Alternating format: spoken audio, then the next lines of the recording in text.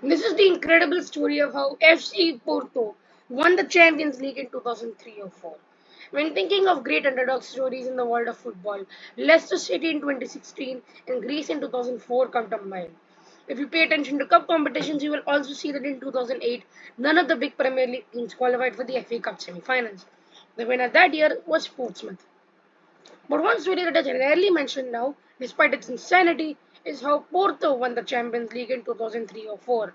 Yeah, that was truly an insane year for football. Founded in 1893, Porto were a dominant force in Portugal and formed the Big Three, along with Sporting and their fierce rival Benfica. They are the second most successful club in the country, also behind Benfica. Azusi Brancos, or the Blue and Whites as they are nicknamed, have won 30 league titles, including the first ever, 22 Portuguese Cups, and 23 Super Cups. They also won the Portuguese League Cup for the first time this season 22-23. In 1986-87 came Drago's high point. They won the European Cup, beating clubs from countries as varied as Malta, Czechoslovakia, Denmark, and the USSR en route to the final, where they beat Bayern 2-1 in Vienna. They then won the Super Cup, beating Ajax 1-0 in both legs to lift the trophy. And I think you're caught up enough for us to get to where our story begins in 2002. 2001 sprang up a fair amount of shocks in Portugal. While they did not win the title for the second time in a row, Boa Vista shocked most by challenging again, finishing second to Sporting. Porto came third, securing a place in the UEFA Cup, and Benfica were fourth, with no let-up European nights expected there for the next season. Sporting claimed the cup while Porto lost to Braga in the quarterfinals. Porto were in the Champions League, however. A win against the Swiss side Grasshopper in the final round of qualifiers got them into the first group stage, where they squeezed out of a group with Juventus, Celtic, and Norwegian team Rosenborg. They then finished last in their group in the second group stage. Disappointing by giant standards, zero trophies for a whole year. So Porto got a new manager, a man with a national reputation who had managed Union Delaria to seventh place in European football on a shoestring budget the previous season. You might have heard of him. His name is Jose Mourinho. Porto started in magnificent form, not losing until they were 21 league games in. They lost to Maritimo 2-1 away, and after the loss, they were still 10 points clear of Benfica in second.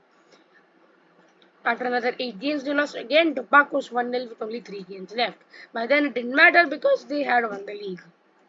They coasted their way to winning the cup, completing a double with only 2 losses along the way. Now for the big challenge, the UEFA Cup, the equivalent to the Europa League. They beat Polonia Warsaw 6-0 at home, and despite a 2-0 loss away, they went through to the second round where they beat Austrian champions Austria Vienna 1-0 and then 2-0. They were given French side Lens in the third round and thrashed them 3-0 at home. Despite a 1-0 loss in France, they advanced. And now for the business in the fourth round, convincing 6-1 win at home and 2-2 draw away to Turkish side Denizlispor. A true test in the quarterfinals, and big clubs by the UEFA Cup standards were at this stage.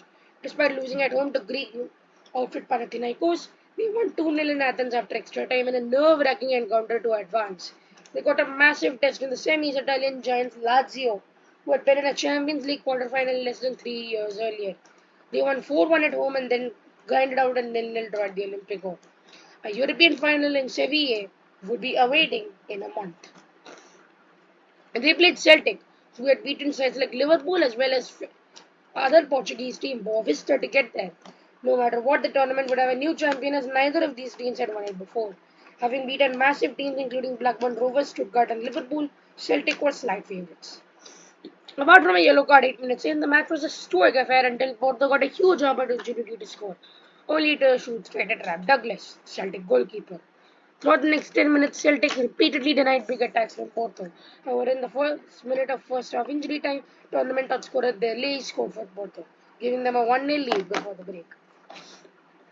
Porto's lead, however, did not last long, and Henrik Larsson realized 2 minutes into the second half. In the 53rd minute, Porto took back the lead as Portuguese legend Deco slid the ball to Dimitri Alanichev, who scored. Porto were 2-1 up, and 4 minutes later, Larsson equalized for the second time. Porto launched fierce attacks afterward, but Celtic held out in the game into extra time after a 2-2 draw. In the 96th minute, Porto got a numerical advantage as Bobo Goldie was sent off after a second booking. After the first period of extra time, nobody scored and so silver goal did not apply. Finally, 5 minutes from time, their leg got a second to make it 3-2. Despite having a man center, Porto held out and won.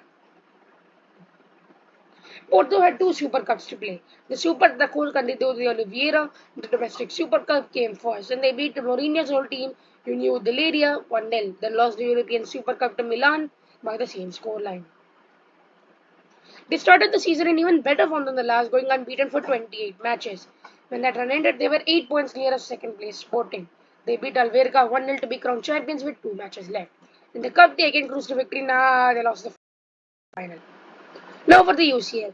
They were placed in Pot 2 and given a group with Real Madrid, Marseille, and Partizan Belgrade.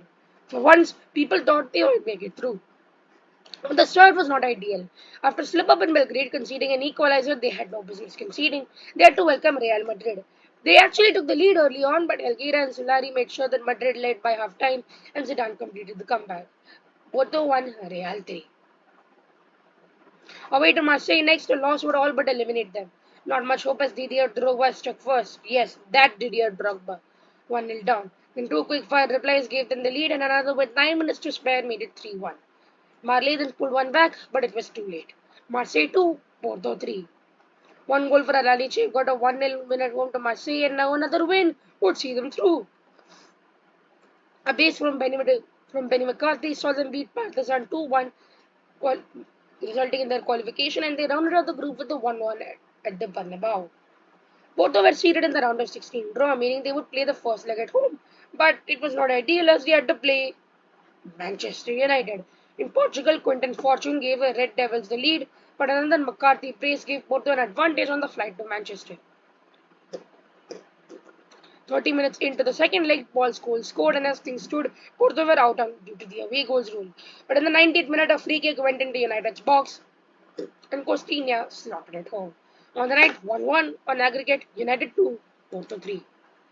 The quarter-final draw put out an easier opponent, Lyon. Porto dominated at home and won 2-0, while a 2-all draw away secured progress. They were then given Deportivo de La Coruña, who had pulled off an incredible comeback against Milan in the quarterfinals, and that so they had to play in the semis. They drew 0-0 at home, then won 1-0 away. In the final at Gelsenkirchen, the home of German club Schalke 04, they would play Monaco, who had gone on a Euro trip of their own to become only the second French club to make the final, after Marseille 12-13 years earlier. Porto dominated the proceedings throughout and were rewarded as Carlos Alberto gave them a 1-0 lead in the 39th minute. In the 71st minute, Deco made it 2, and Alaniche scored a decisive third 4 minutes later. Porto were champions of Europe for the first time in 17 years.